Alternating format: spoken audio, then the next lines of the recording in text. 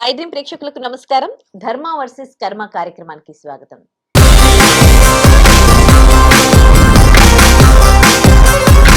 ఇవాల్టి ధర్మ వర్సెస్ కర్మ కార్యక్రమంలో మనతో ఉన్నారు ప్రముఖ ఆధ్యాత్మికవేత్త, త్రివర్ణ గురుపీఠం హీలింగ్ కర్మ గైడింగ్ సోల్ వ్యవస్థాపకురాలు డాక్టర్ హరిత గోగినేని గారు. మాట్లాడదాం. నమస్తే అండి. నమస్తే శ్రీ. ఆటో డ్రైవర్ తను పేరెంట్స్ కి తెలియకుండా ఒక అమ్మాయిని ప్రేమించి పెళ్లి చేసుకొని ఒక బాబు కూడా పుట్టాడు. ఆ తర్వాత ఆవిడ కూడా బాబుని కానీ బాబుని ఎవరికో ఇచ్చేసి మళ్ళీ పేరెంట్స్ దగ్గరికి వెళ్ళి ఆటో అదేంది నీతో నాకు ఎట్లాంటి సంబంధం లేదు, నాకు నువ్వు అవసరం లేదు అని తను వదిలేసింది. నాకు నువ్వే కావాలి. ఆడియో కాల్స్ కూడా బయటకు వచ్చాయి. నాకు నువ్వంటే నేను ప్రేమించినాను అంటే అది ఇష్టం అని చనిపోయినాక కూడా ఐ లవ్ యూ అని వాళ్ళ మిస్సెస్ పేరు రాసి చనిపోయాడు.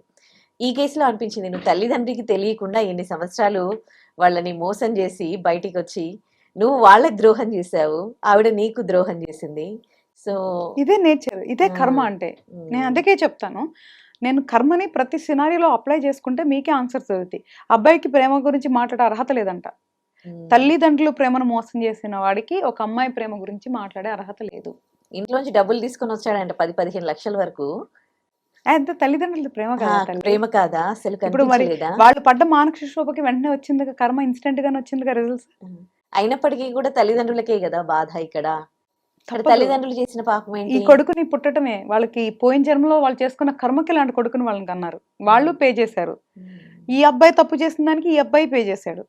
సో ఇంతే. చనిపోయి ఏం సాధిస్తారు నాన్న? నాకు అర్థం కావట్లేదు. నీకు ఇచ్చిన జీవితం తల్లిదండ్రులు ఇచ్చారు, నీకు ఎక్కడ అసలు రైట్ ఉంది? నాకు అర్థం కావట్లేదు. నేను ఎదా చెప్తున్నా, ఎప్పుడైతే చచ్చిపోయాడో వాడిని పిరికివాడనాలా, చేతగాడు వాడనాలా, లేదంటే మోసగాడనాలా? మరి తల్లిదండ్రులు ఇచ్చిన ప్రాణాన్ని తల్లిదండ్రుల అనుమతి లేకుండా తీసుకున్నావంటే నువ్వు మోసం చేసినట్లే కదా. సో అది క్రిమినల్ యాక్ట్ కిందే వస్తుంది నా దృష్టిలో. తల్లిదండ్రుల్ని ప్రేమించలేనోడు ఇంకొకరిని ప్రేమించాడంటే నేను నమ్మనమ్మా. ఇదైతే అసలు నేను ఎట్టి పరిస్థితుల్లో నమ్మను. తల్లిదండ్రులు చెప్పి వాళ్ళు ఒప్పుకోకుండా ఉండే సందర్భాలు చాలా ఉంటాయి కాబట్టి అలాంటి సందర్భాల్లో ప్రేమను వదులుకోకుండా వెళ్ళి చేసుకోవటం తప్పు కాదు. మళ్ళీ పూర్తిగా అసలు ఒప్పుకోలేదు, ఇంకా ఒప్పుకునే ఛాన్సే లేదు. వీళ్ళ మీద ప్రేమ ఉంది, వాళ్ళ మీద ప్రేమ ఉంది. సో ఒకవేళ అమ్మాయిని చేసుకుంటే ఒక 2 సంవత్సరాల తర్వాత వీళ్ళు ఒప్పుకుంటారే అన్న ఆశతో అలా చేసుకున్నా తప్పలేదు. కానీ అసలు తల్లిదండ్రులు చెప్పకుండా చెందకుండా అట్లా చేసిన వాళ్ళైతే నేనైతే అది ప్రేమ అని అయితే అసలు ఫస్ట్ నేను ఈ అబ్బాయి ఒప్పుకోను. మా అమ్మాయి గురించి పక్కన పెడితే ఆ అమ్మాయి ఎందుకు చేసిందో, వాళ్ళిద్దరి మధ్య ఏం జరిగిందో ఓన్లీ ఆ భగవంతుడికి వాళ్ళిద్దరి మధ్య తెలుసు తల్లి. బయటకు వచ్చే స్టోరీస్కి చాలా చేంజ్ అయిపోతాయి. ఎవరు దాన్ని నిర్ధారిస్తారు చెప్పు? కొన్ని మారిపోతాయి కదా. ఎందుకు అమ్మాయి అబ్బాయికి ఇష్టపడకుండా వెళ్ళిపోయింది, వాళ్ళిద్దరి మధ్య ఏం జరిగింది అనేది తెలియదు కదా. నువ్వు తల్లిదండ్రులనే మోసం చేసినావు, అమ్మాయిని బాగా చూసుకున్నావా అని ఎవరు ఆ క్వశ్చన్ చేయలేదా? సో అందుకే అంటున్నాను ఇలాంటి ఇప్పుడైతే ఇంతకు ముందు కంటే కూడా ఇప్పుడు ఇంకా ఇన్స్టెంట్ గానే వస్తున్నాయి కర్మ రిజల్ట్స్ అనేది అయితే నేను ఫీల్ అవుతున్నాను. మరి ఇప్పుడు ఇలాంటి తప్పుడు పనులు చేసిన వాళ్ళకి కర్మ వాళ్ళకి పడిద్ది కదా తల్లి శిక్ష. ఇప్పుడు అమ్మాయి గురించి బయటకు వచ్చింది కదా, అమ్మాయి గురించి కూడా మరి ఏమైంది? బయటకు వచ్చింది కొన్ని డేస్ వాళ్ళు జైల్లో ఉంటారు, హ్యాపీగా మళ్ళీ వాళ్ళ లైఫ్ అయితే లీడ్ చేస్తారు. హ్యాపీ వాళ్ళు ఎంత అంటే ఒకసారి జైలుకి వెళ్ళి వచ్చిన తర్వాత ఇంకా హ్యాపీ ఉంది చెప్పు? అది కూడా అవమానమే కదా. దాని తర్వాత వాళ్ళ జీవితం క్వాలిటీగా ఉంటుంది అమ్మనా? ఉండదు కదా. ఇప్పుడు ఏదో విఐపిలో వాళ్ళంటే ఏదో నడుస్తుంది తప్ప నార్మల్ పీపుల్కి ఎవరికైనా జైలు అనేది చాలా పెద్ద అవమానకరమైన ప్లేసే కదా తల్లి. మామూలుగా వెళ్ళి వచ్చి అలవాటైన కొంతమందికి, లేదు అంటే ఒక స్థాయి ఉన్న వాళ్ళకి ఇబ్బంది కాదేమో, కానీ నార్మల్ స్థాయి ఉన్న వాళ్ళకి ఎప్పటికైనా అది పెద్ద మచ్చలాగానే చూస్తారు కదా తల్లి సొసైటీలో. తెలిసిన వాళ్ళు అయితే అమ్మాయి స్వేచ్ఛగా తిరగలేదు కదా. ఉంటది కదా మైండ్ లో, వాళ్ళ కుటుంబంలో గానీ బంధువుల్లో గానీ అమ్మాయి తిరగలదా స్వేచ్ఛగా? ఇవన్నీ ఆలోచించకుండానే ఆవిడ తప్పులు చేసింది. 100%. ఈ ప్రపంచంలో చేసే తప్పులు చేసే వాళ్ళందరూ 99.9% ఆలోచించకుండానే చేసేవాళ్ళే. అందుకే తప్పులు చేస్తారు. ఆలోచించిన వాళ్ళు తప్పులు చేయరు. ఇప్పుడు చాలా మంది ఎంతో కాంప్రమైజ్ అయిపోయి, చాలా సాక్రిఫైస్ అయిపోయి పిల్లల కోసం, తల్లిదండ్రుల కోసం అని ఎంతో మంది భర్తల్ని భరించే భార్యలు ఉన్నారు, భార్యలను భరించే భర్తలు ఉన్నారు. మరి వాళ్ళందరూ ఆలోచించకుండానే అంత ఇన్ని సంసారాలు నడుస్తున్నాయి తల్లి. ఇది ఇప్పుడు సోషల్ మీడియా అవేర్నెస్ ఎక్కువ ఉంది కాబట్టి ఇవన్నీ ఎక్కువ బయటకు వస్తున్నాయి. ఇంతకుముందు లేవని కాదు, ఇంతకుముందు కూడా ఉంటాయి. కానీ సోషల్ మీడియా అవేర్నెస్ అంత లేదు కాబట్టి మనకి ఎక్కువ తెలిసే కాదు తల్లి. ఇల్లీగల్ రిలేషన్స్ కానీ, తప్పుడు పనులు కానీ ఈ రోజు కొత్త కాదు. మన పురాణాల్లో కానీ మన పాత జనరేషన్స్ లో కూడా ఉన్నాయి. ఆవిడ పాపులేషన్ తక్కువ, అవేర్నెస్ తక్కువ. ఇప్పుడు ఎక్కువ ఫ్రీడమ్ అయిపోయింది. ఉమ్, దీనికి కూడా ఫస్ట్ కారణం నువ్వు పేరెంట్స్ని నిందించాలమ్మా. ఉమ్, పేరెంట్స్ కనుక ప్రాపర్గా మానిటర్ చేస్తే మైనర్స్ని, అసలు ఎవరమ్మా వాళ్ళు వాళ్ళు ఇప్పుడు నువ్వు చూస్తే పేరెంట్స్ సగం సోషల్ మీడియాలో పడి ఉంటున్నారేమో, ఉమ్, ఉద్యోగాలకి వెళ్ళిపోతున్నారు, వాళ్ళు ఇంటికి వచ్చాక సోషల్ మీడియాలో ఉంటారు, ఎవరు లైఫ్ వాళ్ళు బిజీగా ఉంటున్నారు, పిల్లలు ఏం చేస్తున్నారు, ఎవరితో మాట్లాడుతున్నారు, వాళ్ళకి హ్యాపీగా గ్యాడ్జెట్లు ఇచ్చేస్తున్నారు. ఇలా ఉంది ప్రపంచం అని తెలుస్తుంది కదా, నీకు తెలీదా, నువ్వే చూస్తున్నావుగా. ఇప్పుడు ఇప్పుడు నేను సోషల్ మీడియా ఓపెన్ చేస్తా, ఏమేమి వస్తే నాకు తెలిసినప్పుడు నా బిడ్డకి ఎట్లా ఇస్తున్నావు? ఉమ్, ఇప్పుడు నువ్వు సోషల్ మీడియా అవును చూస్తున్నావు, అవును. ఏమేమి వస్తున్నాయో నీకు తెలుసు, ఎట్లాంటి అడల్ట్ కంటెంట్ లేదంటే ఎలాంటి చెత్త న్యూస్లు ఎలాంటి చెత్తే వస్తున్నాయో తెలుసు నీకు. ఎలా పిల్లలకి ఫోన్ ఇస్తున్నావు నాకు అర్థం కావట్లా. మరి గ్యాడ్జెట్స్ ఇచ్చేది నువ్వే, వాళ్ళకి ఇష్టానుసారం బయట సొసైటీలో ఎక్కడ సెక్యూర్ లేదు, ఒక ఆడపిల్లని ఇట్లా చూస్తారని తెలుసు, మరి బట్టలు సరిగ్గా వేపించు, లేదా మానిటరింగ్లో అన్న పెట్టవు. కొన్ని నీకు అమ్మాయికి నచ్చిన ఫ్యాషన్ డ్రెస్ వేసినప్పుడు నువ్వు ఎవరైనా మానిటరింగ్లో పంపిస్తున్నావా, ఎక్కడైనా సెక్యూర్డ్ ప్లేసెస్కి పంపిస్తున్నావా, అసలు ఏం చేస్తున్నావా చూసుకోవాలి కదా తల్లి. సో పేరెంట్స్ అశ్రద్ధ వల్లే 99% యూత్ ఈరోజు చాలా చాలా దారుణమైన అనుభవాలకే గురవుతున్నారు తల్లి. ఉమ్, సో మొదట పేరెంట్స్ లోపమే. ఎందుకు అంత ఫాస్ట్గా రిలేషన్స్లోకి వెళ్తున్నారు? ఉమ్, లోన్లీనెస్. పేరెంట్స్ వాళ్ళతో టైం స్పెండ్ చేయకపోవడంతో వాళ్ళు మొబైల్కి అడిక్ట్ అయ్యా, తర్వాత ఫ్రెండ్స్ని చేసుకొని. ఎగ్జాక్ట్లీ. ఏదైతే ఆ రీల్స్ ఇన్స్టా చూస్తున్నారో ఆ ప్రపంచంలో వాళ్ళు కూడా చక్కగా ఒక ప్రేమ జంటల్లాగా ఎగిరిపోవాలి, సరదాగా ఎంజాయ్ చేయాలని అనుకుంటున్నారు. సో ఆ లోన్లీనెస్ భరించలేక ఎవరుంటే వాళ్ళతో మాట్లాడుతున్నారు, ఫాస్ట్గా రిలేషన్స్లోకి వెళ్ళిపోతున్నారు. దానివల్ల చాలా చెడు జరుగుతుంది, అది అబ్బాయిలకైనా అమ్మాయిలకైనా. అమ్మాయిలకి ఎక్కువ జరగవచ్చు, ఎందుకంటే అమ్మాయిలు సున్నితంగా ఉంటారు, అమ్మాయిల్ని ఒక టూల్స్ లాగా చూస్తారు కాబట్టి అమ్మాయిలకి ఎక్కువ నష్టం జరుగుతుంది. ఏం చేస్తున్నారు తల్లిదండ్రులు? సిస్టమా సరిగ్గా లేదు మన దగ్గర. సిస్టమ్ అన్నా సరిగ్గా ఉందనుకో ఇలాంటి చాలా ప్రాబ్లమ్స్కి సొల్యూషన్స్ ఉంటాయి శ్రీ. ఫస్ట్ మన దగ్గర బ్లేమ్ చేయాల్సిన సిస్టమ్, దాని తర్వాత తల్లిదండ్రులు, దాని తర్వాతే సెల్ఫ్. సో నేనేమంటున్నానంటే రిలేషన్షిప్స్లో అది ప్రేమైనా పెళ్ళైనా ఏమన్నా జరగని చావుదాకా వెళ్ళొద్దు. జీవితం చాలా విలువైనది, మనిషి జన్మ ఎత్తడమే ఒక అదృష్టం. ఏదైనా ఫేస్ చేయి. అంత బలహీనంగా ఉండి లేదు అంటే అంత పిరికితనంగా ఉండకూడదు. అఫ్కోర్స్ చచ్చిపోవడానికి కూడా చాలా ధైర్యం కావాలి, అంటే ఒక ప్రాణాన్ని వాళ్ళు ఆపాలి అన్నా కూడా ధైర్యం కావాలి. కానీ ఒక సైకలాజికల్ ట్రామాలోనే కదా చేస్తున్నారు, దాంట్లోంచి బయటికి ఎట్లా రావాలని ఆలోచిస్తాం ఈజీ. కానీ జీవితాన్ని ఎండ్ చేసుకొని మనల్ని ప్రేమించే వాళ్ళని బాధ పెడతాం ఎంతవరకు కరెక్ట్ అంటున్నాను. అంటే జనరేషన్ పైన ఉంది ఈ ఇంపాక్ట్ అనేది, చంపడము చావడము. ఎందుకు ఈ జనరేషన్ అంతా ఇట్లా ఉంది? టాక్సిక్ రిలేషన్స్ ఒకటి, నెంబర్ 1. సిన్సియారిటీ లేదు, ఎక్కడ కూడా హానెస్టీ లేదు రిలేషన్లో. ఎందుకంటే ఫాస్ట్గా ఒక అట్రాక్షన్తోనో ఒక ఇంటిమెసీతోనో వెళ్ళిపోతున్నారు రిలేషన్స్లోకి. So at least that is the biggest change. Generation చేంజెస్లో చూస్తే ఫస్ట్లో ఎక్కువ అరేంజ్డ్ మ్యారేజెస్ ఉండేది, చాలా రేరు. మా మదర్స్ టైంలో అసలు లవ్ మ్యారేజ్ అంటే ఎక్కడో వింటావు ఒక ఇన్సిడెంట్. ఎందుకు? ఎక్కువ నీకు నెట్వర్కింగ్, కమ్యూనికేషన్, సోషల్ మీడియా లేదు బేసిక్గా. అవును. ఎప్పుడైతే నువ్వు డెవలప్ అవుతున్నామో అది ఒక రకంగా వినాశనానికి కూడా కారణమే. అప్పట్లో మనకి ట్రాన్స్పోర్టేషన్ సిస్టమ్ ఎక్కువ లేదు, మొబైల్ కమ్యూనికేషన్స్ ఎక్కువ లేదు, అలాగే సమస్యలు ఎక్కువగా లేవు. ఇప్పుడు అన్నీ ఎక్కువైపోయినాయి. ఆ తర్వాత నెక్స్ట్ జనరేషన్లో కళ్ళతో చూసుకోవటం చాలా రోజులు పట్టేదేమో మాట్లాడటానికే. కళ్ళతో చూసుకొని మాట్లాడే లోపల కూడా పెళ్ళిళ్ళు అయిపోయాయి. సో ద నెక్స్ట్ జనరేషన్ చూసుకొని కొన్ని రోజులు మాట్లాడే వరకు వెళ్ళటం. దాని నెక్స్ట్ జనరేషన్ చూసి నచ్చితే కొన్నాళ్ళు మాట్లాడుకొని నెలల తరబడి మాట్లాడుకొని టచ్చింగ్స్ అవన్నీ చాలా రేర్గా ఉండేనన్న. చాలా టైం పట్టింది నీకు జనరేషన్, అంత ధైర్యం ఉండేది కాదు. అబ్బాయిలు ఇప్పుడు మనం ఇంత బ్లేమ్ చేస్తున్నామంటే చేస్తున్నారు అనుకో, అమ్మాయితో మాట్లాడాలంటే ఒక రకమైన భయం ఉండేది వాళ్ళకి. ఎవరైనా చూస్తారా, ఎవరైనా అనుకుంటారా, ఇంట్లో తెలిసిద్దా, అమ్మాయికైనా అబ్బాయికైనా. అబ్బాయిలు కూడా అంత ఫ్రీగా వెళ్ళిపోయి అమ్మాయిలతో మాట్లాడాలంటే సరిపోయేది కాదు. అక్కడ నుంచి ఎక్కడి వరకు వచ్చాం ఈరోజు చూడు. సో ఆ తర్వాత ఎన్ని మారిపోయినాయి, కలిసి తిరిగేవాళ్ళు, నచ్చిన తర్వాత పెళ్లి చేసుకునేవాళ్ళు, ఇట్లాగా ఉండేది. ఇప్పుడు అయిపోయింది నాన్న, ఇప్పుడు చూడగానే ప్రేమ, నెక్స్ట్ డే అయిపోయింది డేటింగ్, ఇంకంతే, నో గ్యాప్, తిరిగేస్తున్నారు. ఎట్లా ఉంటుంది చెప్పు నువ్వు? ఇప్పుడు నిన్ను కొన్నాళ్ళు చూసి అబ్బా శ్రీ అసలు అబ్బా వాటే క్యారెక్టర్, అమ్మా ఈ అమ్మాయి వస్తే నా లైఫ్లో నా పేరెంట్స్ గౌరవం ఉంటుంది, నాకు మనశ్శాంతిగా ఉంటుంది, నేను సంతోషంగా ఉండగలనని ఏదో ఒక నమ్మకం రావాలి కదా నీతో రిలేషన్లో రాకుండా. చూస్తానికి బాగుంది, కుందన బొమ్మలాగా ఉంది, ఒకసారి వెళ్తే చాలు, అయిపోయింది. ఆ తర్వాత నీ మీద ఇంట్రెస్ట్ ఉండదు. ఇంకొకళ్ళు అది అమ్మాయినా అబ్బాయినా ఎవరైనా అంతే కదా. హార్మోన్స్ అందరికీ ఒకేలాగా పనిచేస్తాయి కదా. సో నేనేమంటున్నానంటే ప్రేమ అనేది చాలా పవిత్రమైనది. దాన్ని అందరికీ అట్లా ఎలా పడితే అలా ఇవ్వకుండా ప్రాపర్గా చూస్ చేసుకోమంటున్నా. ఉన్నంత వరకు సిన్సియర్గా ఉండండి. ఇప్పుడు చాలా పేర్లు వచ్చినాయి రిలేషన్స్కి, మేబీ నేను అప్ టు డేట్ ఉండకపోవచ్చు ఇప్పుడున్న జెన్జీ బ్యాచ్లో. సిచ్యువేషన్షిప్ అని, ఫ్రెండ్స్ విత్ బెనిఫిట్స్ అని, నువ్వే జనరేషన్ లో డేటా మ్యాచింగ్ ఉంటుంది. సో ఇట్లా రకరకాలు ఉంటున్నాయి కదా తల్లి. నేనేమన్నానంటే వాట్ ఎవర్ ఇట్ ఈస్, నీకు నచ్చినట్లు ఉండటం తప్పు కాదు. నేను ఎప్పుడు ఇదే చెప్తా, ఎవరిని కూడా నువ్వు కాళ్ళు చేతులు కట్టేసుకో, నువ్వు మనసు చంపేసుకో, నువ్వు అట్లా బతుకు ఇట్లా బతుకు నేను ఎప్పుడు చెప్పినాను. I'm very clear. నీకు నచ్చినట్లే బతుకు, కానీ ధర్మం తప్పకుండా బతుకుంటున్నా నేను, అంతే. అదొక్కటే class by end of the day. నీ తల్లిదండ్రుల్ని మోసం చేయకు, నువ్వు ఎవరినైతే ఇష్టపడుతున్నావో అమ్మాయినైనా అబ్బాయినైనా మోసం చేయకు. ఉన్నంత వరకు సిన్సియర్గా ఉండు. అబద్ధాలు చెప్పి బాధ పెట్టి బ్రేకప్ వద్దు. Mutual interest and mutual understanding. So చక్కగా సంతోషంగా ఉండాలి. ఒక అమ్మాయి అబ్బాయి గుర్తొచ్చినా లేదా బంధం గుర్తొచ్చినా ఒక తీయని అనుభూతి ఉండాలి, అంత చెడుగా ఉండకూడదు. ఒక్కసారి నాన్న బ్యాడ్ ఎక్స్పీరియన్స్ అయితే, ఏదో అనుకుంటున్నారు చాలా సింపుల్గా మాట్లాడుతున్నాం కానీ ఒక బ్యాడ్ ఎక్స్పీరియన్స్ అయితే ఒక అమ్మాయికి కానీ అబ్బాయికి కానీ వాళ్ళు నెక్స్ట్ ఏ రిలేషన్ సంతోషంగా ఉండలేరు తల్లి. ఈ జ్ఞాపకాలే వాళ్ళని వెంటాడుతూ ఉంటాయి.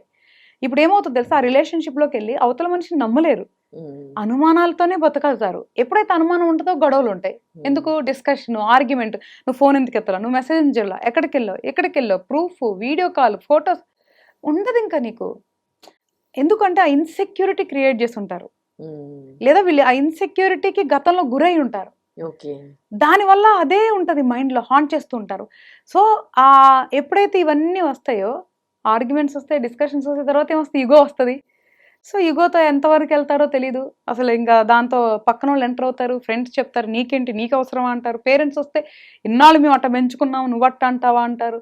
అసలు మరీ ఏమనుకుంటే ఏ పేరెంట్స్ పెంచుతారంటే నాకు ఆశ్చర్యంగా ఉంది. మేబీ వాళ్ళు చూసే అంత టైం లేదేమో అంటారు. ఊర్లో ఉన్న లేని గొడవల్ని పెద్ద చేసి ఏదన్నా కూర్చోబెడితే కలిసి ఉండే జంటలను కూడా విడదీసేస్తారు.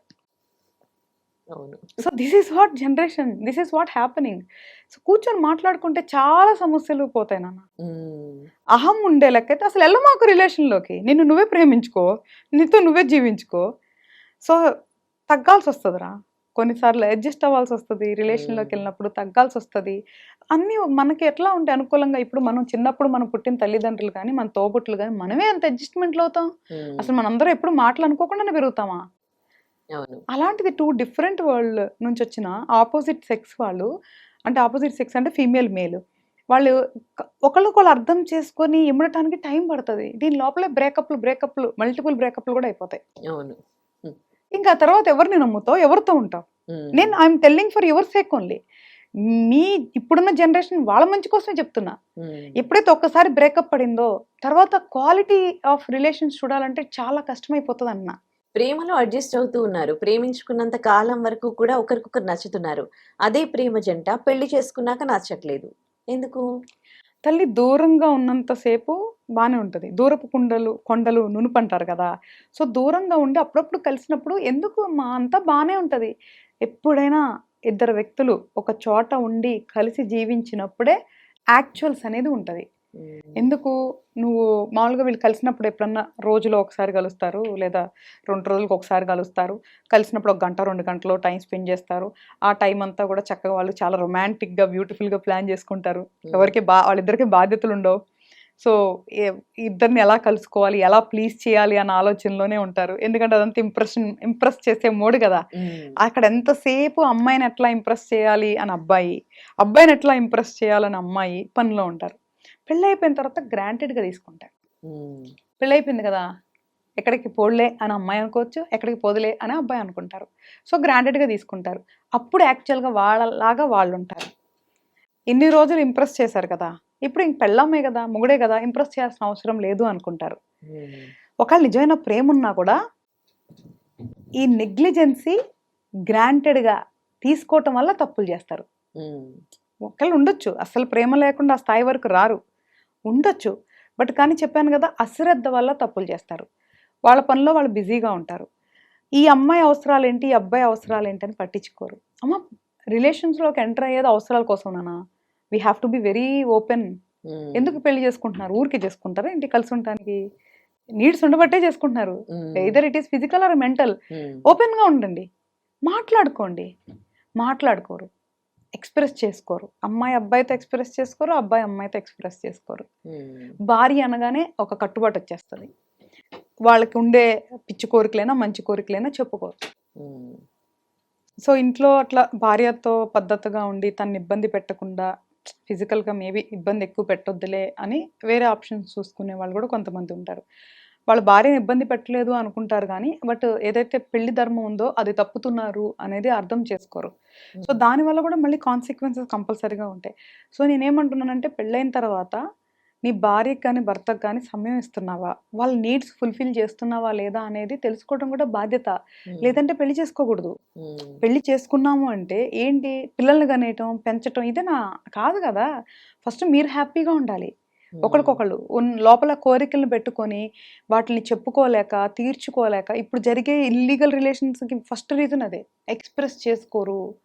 ఎక్స్ప్రెస్ చేసుకోండి ఫస్ట్. మీ ఇంట్లో అసలు ఏమీ ఛాన్స్ లేదనుకున్నప్పుడు మేబీ వాళ్ళని కూర్చోబెట్టి మాట్లాడి ఒప్పించుకుంటారో, లేదా మ్యూచువల్గా విడిపోతారో, ఆ తర్వాత చేయండి తప్ప ఒకరితో కలిసి ఉంటూ వేరే వాళ్ళతో తప్పు చేస్తూ అట్లాగా చేయటం అనేది చాలా అధర్మం అన్న. మాట్లాడుకుంటే చాలా సమస్యలు తీరిపోతాయి. చెప్పుకోవాలి. తర్వాత హింస పెట్టుకోకూడదు, ఒకరినొకరు బాధ పెట్టుకోకూడదు, అవమానం అస్సలు చేసుకోకూడదు. ఇప్పుడు చాలా నువ్వు రిలేషన్స్లో మేజర్ ప్రాబ్లం ఏంటో తెలుసా?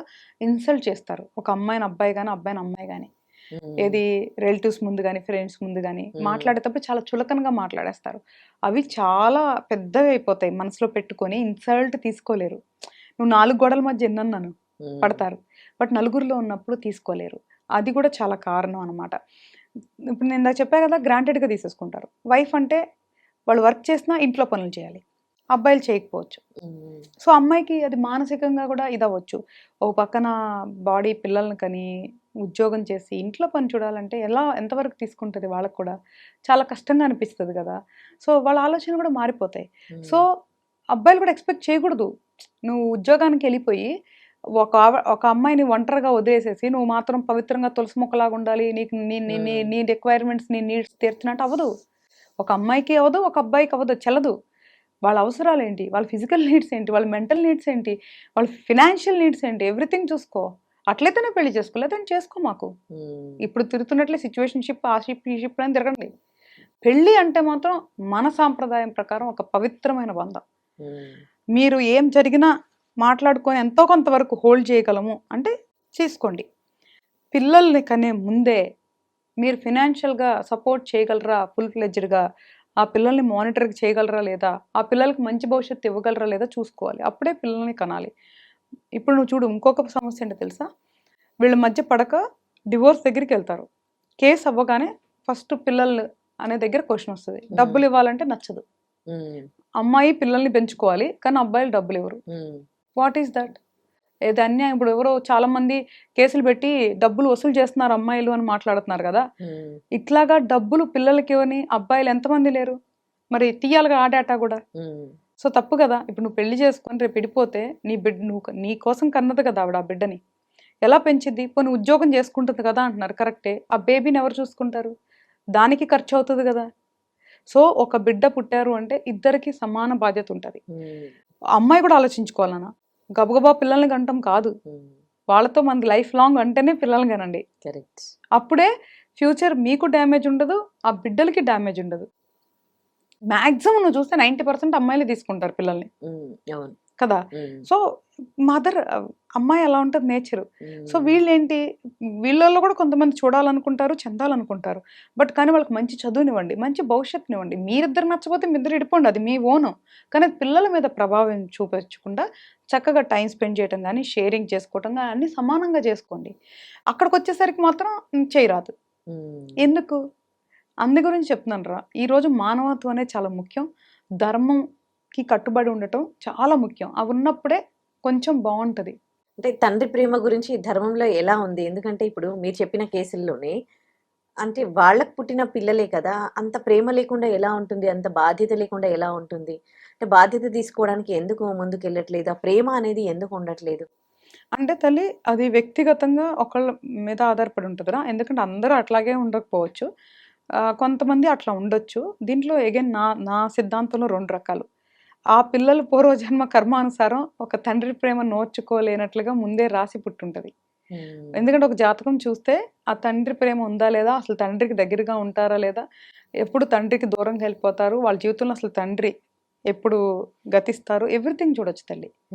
సో ఇదంతా కూడా పూర్వజన్మ కర్మానుసారం ఆ తండ్రి ప్రేమను పొందే యోగ్యం ఆ జాతకంలో ఉండాలి first of all number 1.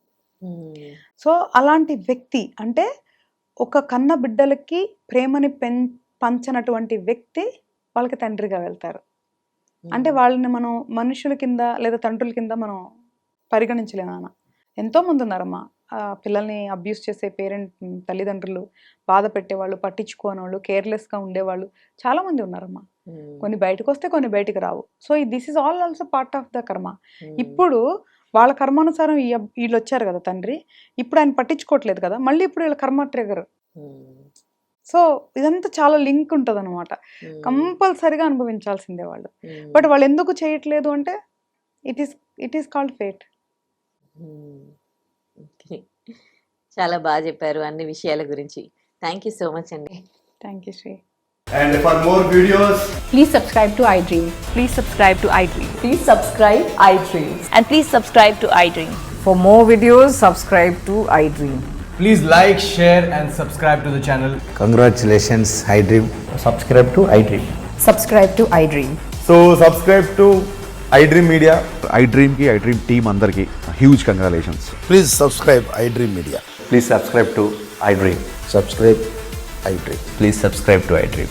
iDream అంటే నా కళల ఛానల్ సబ్స్క్రైబ్ చేసుకున్న నోరు తిరుగుతలేదు, మీరైతే గంట గుర్తు కొట్టండి. For more such videos, please subscribe to iDream. Subscribe to iDream. Please subscribe to iDream. Please subscribe iDream Media. Please do subscribe to iDream. Please subscribe to iDream Media. For best entertainment and information, please subscribe iDream. And don't forget to subscribe to iDream.